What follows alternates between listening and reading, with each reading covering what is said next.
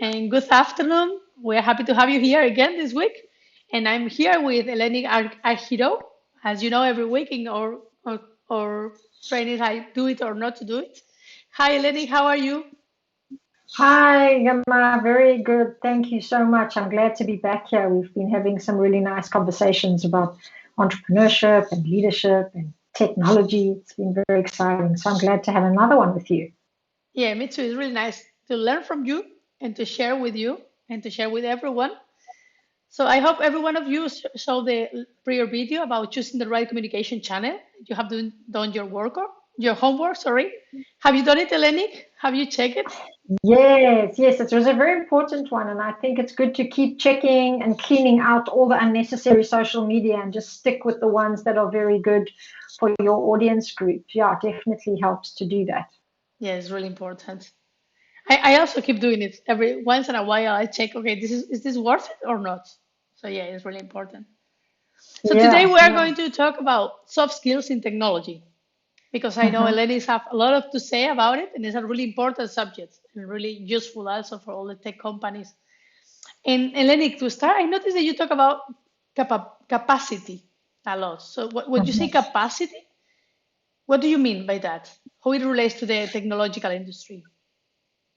Yeah, it's a very interesting word, capacity, and it actually refers to the bigger power that you have inside of you to be able to do things, to actually get active in doing things, the skills that you have, the motivation, inspiration, the way of actually getting yourself mobilized. All of that is talking about capacity. But one very interesting fact about capacity is that it comes a lot from your personality Hmm. and your end of the day skill set.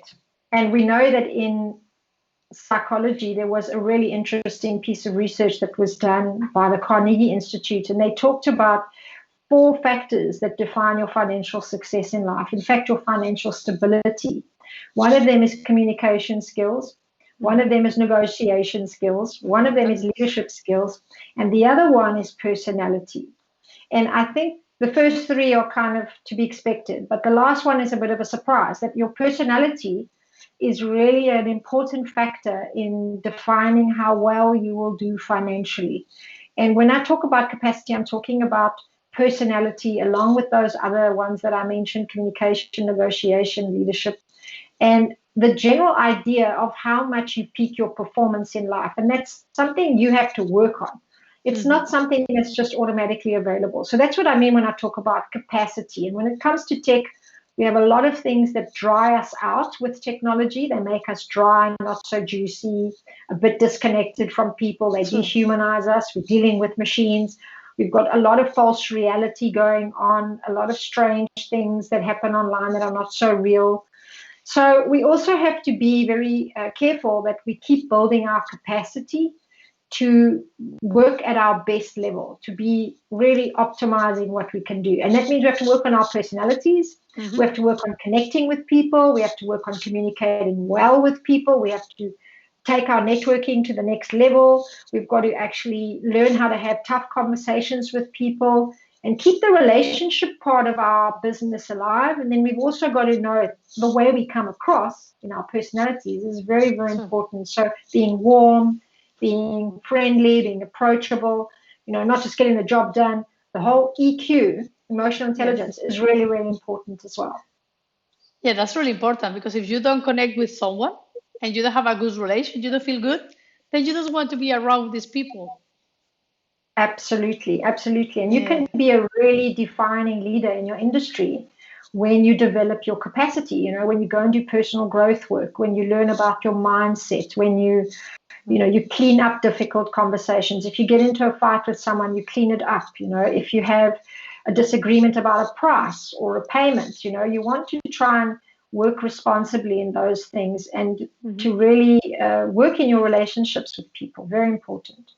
Yes, exactly. It's really, really important. It's basic for everything in life. Yeah, yeah. And what other key areas do we need to develop in ourselves to get the job more professionally, to make it more easy and going more fluid? Yeah, it's a great question. I think from the first answer I gave, there's quite a lot to do already. Yeah. But I will try and sum it up in another way, just to say that I think one way for us to understand the way we work best is to know that our heads, our hearts, and our gut need to work together. And by gut, I mean our stomach. There's a lot of new research now that talks about the biome, which is a fancy word for the digestive system. And we're having a lot of problems really with absorbing enough nutrients because our food quality is not so great. We have a lot of stress in the brain. We overuse our adrenaline, cortisol, so we cause more problems in the gut and also a little bit of overstimulation, which causes too much dopamine in the brain. And so we also have to learn to regulate the amount of stimulation in the brain. And then, of course, we also have to find ways to still connect heart to heart, like we just said. So if it's easier for people to remember, these three key areas are really important. How do you get your heart to talk to your head and to keep your gut in line with what you're doing? So, you need to be hydrating. You need to be drinking a lot of water. That's also helping your brain actually calm down, because if you drink it before you brush your teeth, you can actually solve fatigue. It's a very interesting fact they tell us in yoga. So if you do it before, you drink before you brush your teeth, you're getting the water into the brain as soon as you wake up. And that's very, very important for your tiredness and your kind of loss of sleep or quality of sleep. And also because the brain thinks a lot or is stressed a lot, and then immediately it hydrates. So very good for the brain. Your heart is like, what do you really feel is important for you? What's your life purpose? If you're not working enough in places where your heart is happy, if you're in toxic environments with toxic people, toxic bosses, you yourself get toxic, that's not good for your heart. And eventually that's going to catch up with you. It's going to make you sad, depressed, and then, of course, you're not productive anymore. So heart and head must be aligned. We call that coherence. Yes. In psychology, heart and head coherence. One of the most powerful things you can do is learning to work smart and not hard. And that happens when you're in the zone. And you get into the zone by being really grateful, by being inspired, by hanging out with people that make you feel good, by doing stuff you love, by being in your bliss, these kind of things. And they make you work in a flow state. I teach a lot about that. I absolutely love that stuff. And it's really amazing because it shows us that when you're breathing, oxygenating the body, you're hydrating, you're feeling good, and you're thinking positively about your work, and you feel happy about the work you're doing, you are way more productive. True. So those two have to be connected. And then what makes that work really well is that you're eating well, you're resting, you don't get stressed when you're eating. All that digestion, the gut, has an intelligence in it. This biome in the gut is a very intelligent part of us, and it's very similar to the brain. It has the same cells. And when you are really taking care of yourself well with the food you put in your body and with the emotions you're feeling, it all happens in the stomach. So you need to be sure that you're doing enough during the day to keep your stomach relaxed. You will never believe the amount of people that are working and operating in life with their stomach in an absolute knot. That's what happens when you are stressed out or worried or anxious. And the level of anxiety on our planet is increasing astronomically. So anxiety in the gut is something you want to get professional help for. You need to maybe go and check out how you're eating and processing your food. And then you have these three areas of your body to keep in balance. When you've got those three in balance, you can do amazing things. Yeah, but it's true. I feel it in my body also. Sometimes when I'm stressed, I feel it in my stomach. Of and course. and I feel the reactions. And also what you say before, that when you work in harmony with people, that you can feel relaxed and everything is like flowing, you are more productive and you have better results. Yeah, that's so true. Exactly. Exactly. It's so important. And we forget sometimes that we are our bodies. We can True. only go as far as our body can go. So sometimes you're in your head and you're thinking a lot, or if you work online a lot, which a lot of us are now doing, you're kind of swept away. You're in an True. escape la la land, and you forget if your body's in pain. You forget what your body's holding inside. Sometimes you wait to go to the bathroom because you're on a Zoom call. All these things create various kinds of strain on your physiology. And after long-term habits, you'll start to see the effects. This is what illness really is, or fatigue really is. This is what post-traumatic stress is, when your body is telling you that it just cannot cope anymore. It doesn't want to do that thing anymore. So it's very important, It's learning to completely be true. conscious of the body. Yeah. Yeah, and also sometimes you are with people that they consume all your energy. You work 1 hour with someone and you are exhausted, and it's only 1 hour, but it's because the energy that you have in your head and your stomach. And yes, I'm glad you brought that up, because that's what I was saying earlier, also about personality and capacity, and also then the heart and the head, being able to be aligned, because certain choices we make can take us into situations that we didn't expect. And sometimes true. that's really not good for us. And when we're working, there's sometimes only so much you can do to change the meeting, to put it at a time that's better for you, that you can exclude someone that really gets on your nerves, or maybe you can not go when you don't feel so good. So all these things, they make a very big difference to the emotion and the tension in your body. So we have to be more aware of our emotional and mental health and how it's playing out in the body when we are online, because it does tend to take us into this escape place where we're not so aware anymore of our real-time experience. So this True. is a skill we can definitely be learning. Yeah. Yeah, we need to be aware. Yeah, that's true. And now in a remote environment, also Yeah. consistency and frequency are really, really important, even every time more and Right. more. So why should tech people tech people that they are tech minded? What do you say they be Mhm. sorry. Why should they be aware of to be more consistent and become Of more that. frequent? Yeah. Yeah. You see, I think now, when you're not consistent with your workflow, and there's, a few people that are going to get on your case about it if you're a remote worker, you're sitting behind a computer. The regularity of what you're doing, the frequency, how often are you, following up on your meetings? How much are you following up on your social media? What's your bigger kind of um, result that you're hoping to create? They require a certain kind of commitment and consistency and frequency. So when you're very tech minded, or you're a very technology based type person, or maybe you like working in the technology space quite a lot, you tend to become less aware of the human component. Yeah. And this is something that we've mentioned before, but I wanted to go into it a bit more, is that, being consistent and being frequent and being efficient is all great. But sometimes you also have to balance it off with being real and True. being connected to people and being honest, and sometimes it's not appropriate to be on it, coping and really efficient if it's compromising something else about your life. So we get into this topic here of life-work balance, and also about what I call the problem now of dehumanizing the work life, or the work Yeah. space. So we have a lot of that happening, where we're removing the human intelligence and the human component and the human quality of relating in work. We're relying much more on computers. We're relying much more on machinery. We're relying much more on the regularity, consistency of an automated world. True.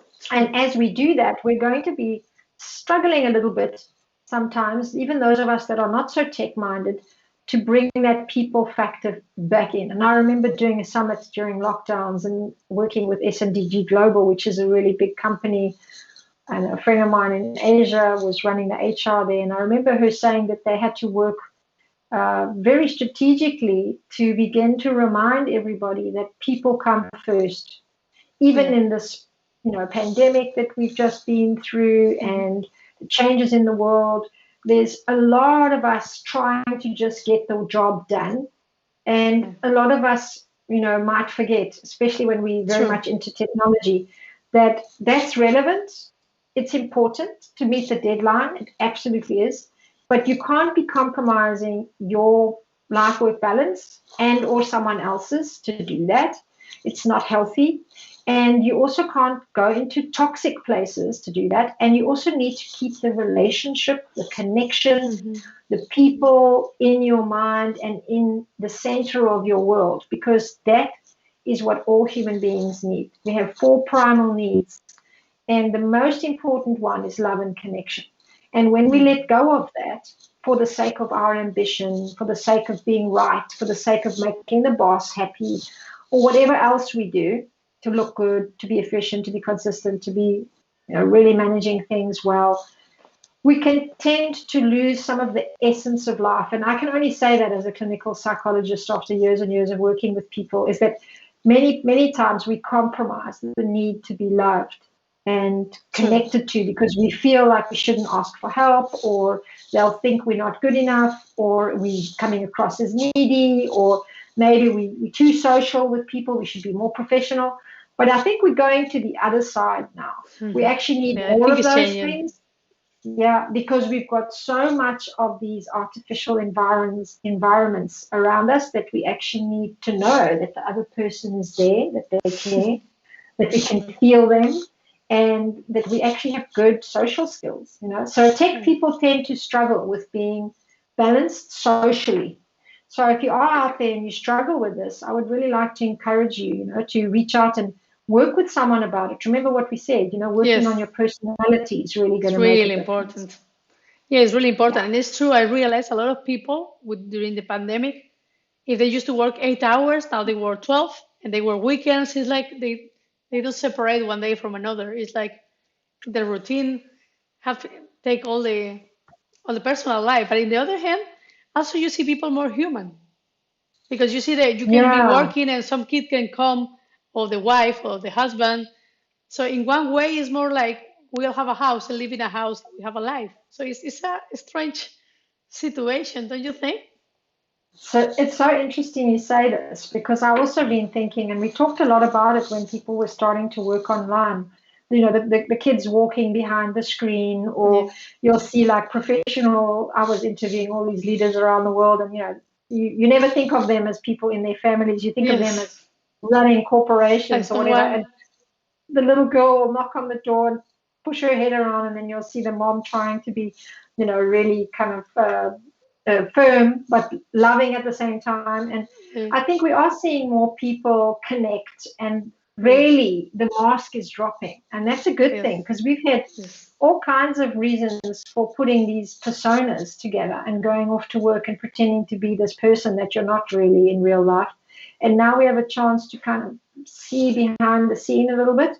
But again, we do also, I think you're right, have to manage the boundaries, because it's Hmm. easier when you can leave your home and you have a boundary. You're at a different Yes. space in an hour or so, whatever it is your commute takes. Whereas now, I mean, I'm finding it very difficult. I've worked from home and online for so many years, and I've recently had to deeply talk to myself about changing certain rooms so that I can get myself into a new mode of motivation, Yes. So when you're busy with this box all day long, you have to think of some new strategies on how to keep True. yourself, working a decent amount of hours and not to overdo it as well. Yeah, I do it too. I work at home for many years, and what I do, I put Yeah, alarms. So, but I have to be consistent. So when the alarm sound, it's like, okay, now I need to stop, and then a great I do. idea. So it's good. I have alarms. The people told me, well, you have many alarms. And I said, yeah, but I need to put something, because otherwise I'm working and I just don't see the time. I just work. And how So, long is your alarm, your longest time? well, it depends. I have some different times. But for example, for dinner, here we have dinner around 6:30. So I have an alarm at 5:30. And then I stop to cook and to make dinner for my daughters and myself. And we do it. So I stop. Sometimes, okay, I don't do it perfect. Sometimes after dinner, I have to finish something. but, but I stop and I have dinner with my daughters every day. So at least I have Yeah, the. you see, that's a great idea. Yeah. So because I mean, you got to before I put put the things like alarm, that. I had the problem that sometimes I was just working, and in summer, you know how is the summer in the Netherlands, that is late, and then you have a lot of light. So I was just working, and I forget about the dinner, and my daughters were like, "We don't have Yeah. dinner," and they were like, "Oh my God, it's 7:30, and this is really late here for my daughter." So now It's I have very the good. alarm and it works. Yeah, it's a very good point what you say about the light, because a lot of us are not getting enough sunlight because we're working inside on computers. And I True. think it's very important to take that very seriously, because vitamin D is dropping all around the world, just as a precursor for all kinds of illnesses like cancer, and Yeah. for even COVID. We know that vitamin D is very important. So this thing in the Netherlands and these Northern European countries, it's very important to catch some of that best time. Yeah, so True. it's good that you have these alarms. Wonderful. Yeah. Yeah, that's good. And you were talking about the tech can be dehumanizing. And yeah, it's true. Mhm. And we are isolating at home. And what can we do? What is the warning signs that we need to be aware to not be too isolating? And what can we do? Yeah, this is such a great question. It's actually a very, very important question. And often it gets asked too late. And it's great that we can Yes. say it here today with some prevention and some warning, because there's actually some recent study from the BBC that talks about the effects of lockdown on the mental health of people Mm. is going to increase mental health conditions by True. 15% It's a in the lot. future. And that's quite a lot. That means 15% of people that wouldn't have had struggles with their emotions and their mental state will have something like an anxiety about the world, about hygiene, maybe about being locked at home, maybe, not sleeping so well, maybe not feeling safe, whatever. Mm. And if you are somebody that is spending a lot of time with your technology and or in closed spaces, and you're not interacting enough, like we said before, you can tend to get into a bit of a cabin fever that you enjoy. Mhm. And a lot of tech people might also be people that like to be in their cabins, as it were, Mhm. that they like to be kind of all warm and cozy, not interact with the world, not interact with anybody. But the problem is, it encourages you then to be interacting in a way where you're not dealing with other people and other people's stuff. So you don't Mhm. get very good at dealing with the world. Yes. And this is something that starts to become a problem when your emotional health is suffering. And that means you can either get very depressed. This is a sign of isolation. And isolation, by the way, changes the brain. So it actually changes the way the Change the brain is brain. operated. Yeah, it actually can change the amount of chemicals that your brain is producing. And it can start to mimic or feel like a state of abandonment. Oh, And I didn't know there's that. confusion. Yeah, it's a new study that's been done now recently, also in view of all the lockdowns, because people were saying that that might not be the best thing for everybody to be locked up, and Mhm. there's all kinds of parallels, when people are in prison or people are in hospital or people are in torture chambers, as Yeah. hard as it is to talk about those things, they are in these kinds of states, and it takes a lot of power to be able to heal oneself from that. And Mhm. we've had an example of this. So we have to be careful, if we in increased states of isolation, it can increase social phobia, aggression, depression, social anxiety, anxiety itself, sleep problems, digestion problems, anything really that is related to not feeling like you have enough relationship with the world. You don't feel understood. You don't feel like you belong. The point is that it starts to create the illusion that you are not loved and you Oh, are not seen and you are not heard, and you don't really know why, because you've created that situation and or you've convinced yourself that you have to stay and finish all this work. So the reality is you might need to, yeah, but you also need to take care of yourself. So this is where we have to be very mindful, and we have to also look out for people that might need our help, because sometimes somebody can be isolating, and we call it like even self-isolating, where they will justify that they need to yeah, I be see it. alone, or that they need time on their own, or that they need to finish this thing, or that they just can't come out this weekend. And when you see that happening, that's somebody that's gone a little bit into this hibernating cabin fever and enjoying it, but eventually it can and sometimes not so long in the future, eventually, sometimes quite soon, it can lead to a type of burnout that is like this abandonment type, similar to a feeling of abandonment. The problem is that people that might end up in these situations might find it very hard to admit this. Yeah, that's true. And this is why we have to talk about it. And this is why this 15% is now important to mention, because a lot of people might be going back to work or going back to some kind of lifestyle that they think is more normal, but still have the effects of a lockdown and might not want to re-engage with life the way they used to because of some of the effects, and or because they now are a bit more compelled to work online. So we have to manage that, and we have to also be responsible for that. So if you see yourself starting to get frustration, irritation, that's not normal for you, and it's not hormone based. If you start seeing yourself having meltdowns, having outbursts, if you see other people in that state, if you see they're not eating so much, or they're eating more than normal, and they distanced from you and other people almost more than what is become a kind of new type of normal in lockdowns. People who are living alone are going to be struggling with this kind of stuff even more. If you see any of that, it's really helpful to kind of sit down and really try and connect with that person. Maybe don't do it confrontingly for the first few times you meet with them, but at some point you need to really try and have a conversation. And if it's you who's in that state, I want you to remember this conversation and really have a serious talk with yourself about how you might be able to confide in one person that you respect, one person that you totally admire and you feel inspired by. Speak to that person, call them up, tell them, there's something I really need to discuss and I don't feel comfortable saying it to just anybody, but I feel like I might be able to with you. Would you mind giving me half an hour of your time? Go for a walk in nature, have this conversation and see what you can start doing to break this pattern. Because now more than ever, we need to stay very conscious of the long-term endurance we need to be in these states. And that means we have to be very much maximizing the time we do have to be social, to be friendly and meet new people, and to be outside instead of inside. Very, very important for the long-term productivity of you and your health and well-being. Yeah, and I also see people. Some people come to my mind. They have this situation and they don't want to go out. It's like after being alone inside for many months, it's difficult to go out. And it's like, yeah, let's go for a walk. And it's like, no, they have excuses.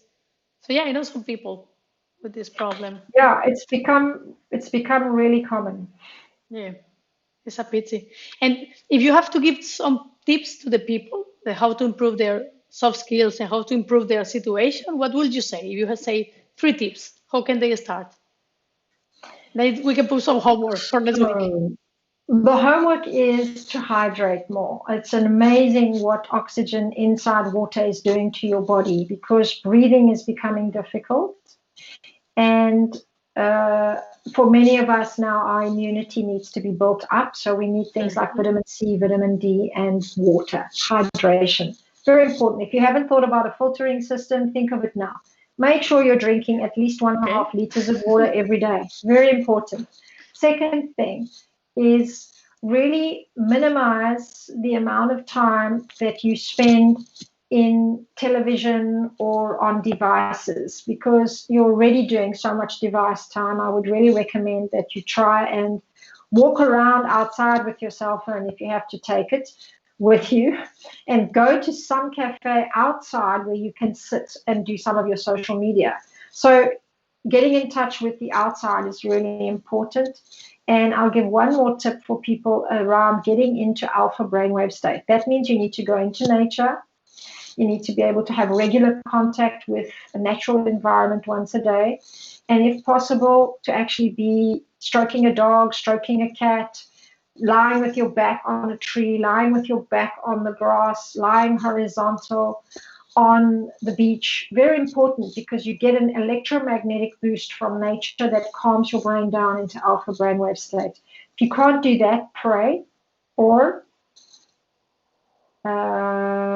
meditate or do yoga or anything that gets you into a very calm vibe. And that makes you to feel good. And Yeah, Okay, absolutely. that's good. So everybody's going to practice that until next week. And then we're going to talk about a new topic next week, but you're going to have a sense of what it means to be a bit more mindful of not being in these isolated, dehumanized states when it comes to technology. Yeah, next week we will talk about communicating properly online. So we will give some tips that they will help also to improve the soft skills, sorry, because everything is related and you need to communicate in the proper way. And the soft skills are really important for that too. So yeah, stay tuned Exactly. and we will be here next week again. And we hope to see you all. So thank you very much. Wonderful. Thank you very much, Thank Eleni. you. Really nice to hear you again. See you And next week for and see me. you all this week. Okay. Lovely, everybody. Thanks so much for watching. Bye. Thanks, Bye. Emma. Bye bye. Bye.